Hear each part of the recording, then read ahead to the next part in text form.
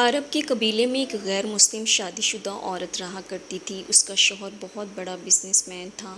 ایک مرتبہ اس نے سنا کہ ملک عرب یعنی مکہ میں اللہ کے آخری نبی جو اللہ کے محبوب نبی ہیں،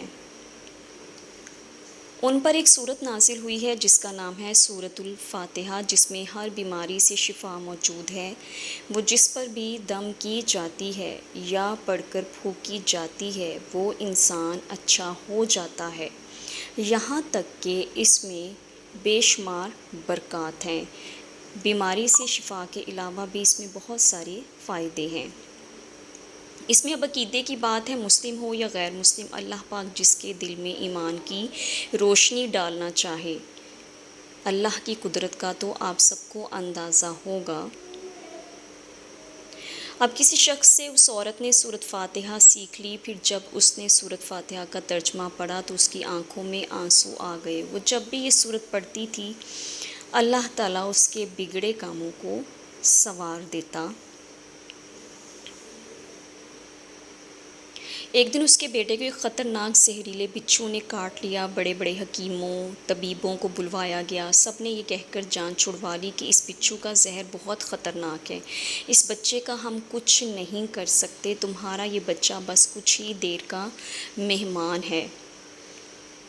ماں کا رو رو کر برا حال تھا اور شوہر اپنے خداؤں کی عبادت کر رہا تھا، ان سے مدد مانگ رہا تھا۔ پھر جب کوئی حل نہیں نکلا تو اس عورت کو یاد آیا کہ سورۃ فاتحہ کے بارے میں اس نے پڑھا ہے کہ اس میں ہر بیماری سے شفا ہے۔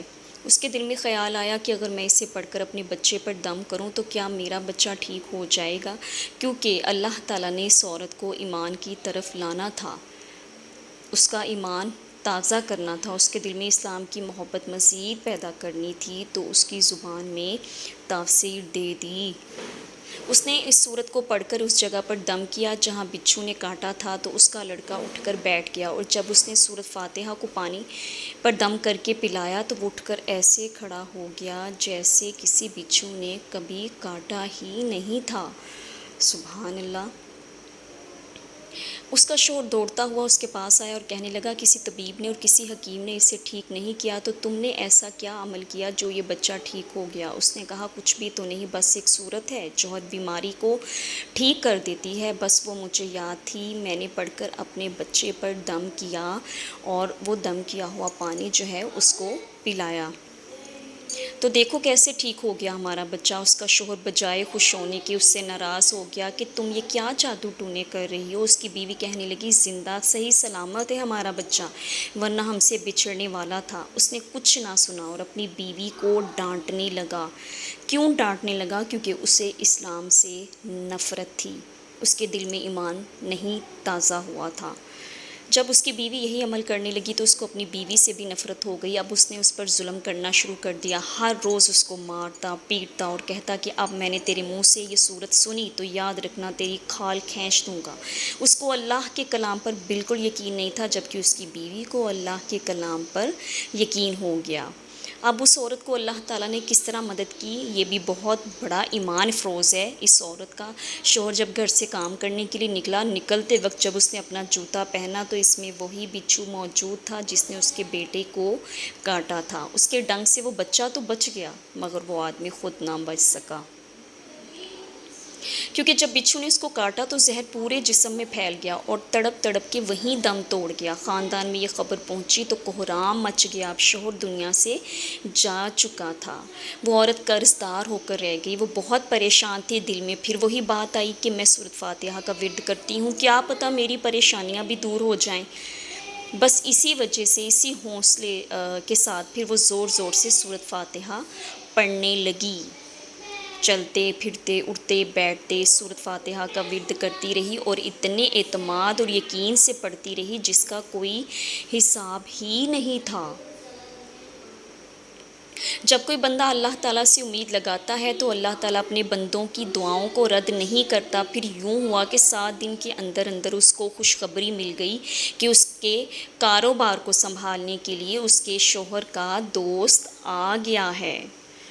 جب دوست کو خبر ملی کہ دوست کی بیوہ کا کوئی سہارا نہیں ہے تو وہ اس کی بیوہ کے پاس آیا اور کہنے لگا آپ فکر نہ کریں، وہ میرے بھائی کی طرح تھا، میں آپ کی مدد کروں گا اور جو بھی پریشانیاں ہیں وہ سب دور ہو جائیں گی۔ یعنی اس کو حوصلہ دے رہا تھا کہ وہ جو ہے وہ اس کے کاروبار کو سنبھال لے گا، اس کے شوہر کے کاروبار کو سنبھالے گا۔ پھر اس شخص نے اس عورت کا سہارا بن کر اس کا پورا کاروبار سنبھال لیا۔ پھر دھیرے دھیرے جیسے زندگی پہلی تھی ویسی ہی ہو گئی۔ اس کے شوہر کے دوست نے اس عورت کو سورۃ فاتحہ پڑھتے ہوئے سن لیا۔ جیسے اس نے عورت کو سورۃ فاتحہ پڑھتے ہوئے سنا تو اس نے پوچھا کہ آپ کیا پڑھ رہی ہیں؟ اس پر کیا یہ کوئی منتر ہے جس سے بہت فائدہ ہوتا ہے؟ مجھے بھی سکھائیے۔ اس پر وہ عورت کہنے لگی یہ کوئی منتر نہیں ہے بلکہ مسلمانوں کی مقدس کتاب قرآن مجید جو ان کے پیغمبر پر نازل ہوئی ہے، یہ اس میں سے ایک سورت ہے جس کا نام سورۃ فاتحہ ہے۔ پھر کہنے لگی مجھے تو اس پر بہت یقین ہے، میں نے کسی سے یہ سورۃ فاتحہ سیکھ لی تھی اور اب میں چلتے پھرتے یہ سورت پڑھتی رہتی ہوں۔ وہ شخص کہنے لگا کہ آپ مسلمان کیوں نہیں ہو جاتی؟ یعنی اگر آپ اس صورت پر اتنا یقین رکھتی ہیں، اتنا ایمان ہے، اگر اتنا ہی اس صورت کو مانتی ہیں۔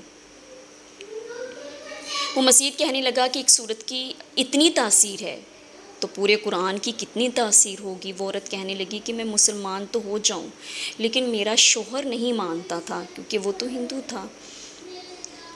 اس شخص نے کہا کہ اب تو آپ کا شوہر بھی نہیں ہے اور ایک صورت کے ساتھ آپ کی محبت دیکھ کر میں اتنا زیادہ متاثر ہوا ہوں کہ میں بھی آپ کے ساتھ مسلمان ہونا چاہتا ہوں، ہم دونوں قرآن مجید سیکھیں گے اور ضرور پڑھیں گے۔ یعنی وہ بھی اس کا بھی ایمان تازہ ہونا تھا، اللہ نے اس کو ہدایت دینی تھی۔ وہ کہنے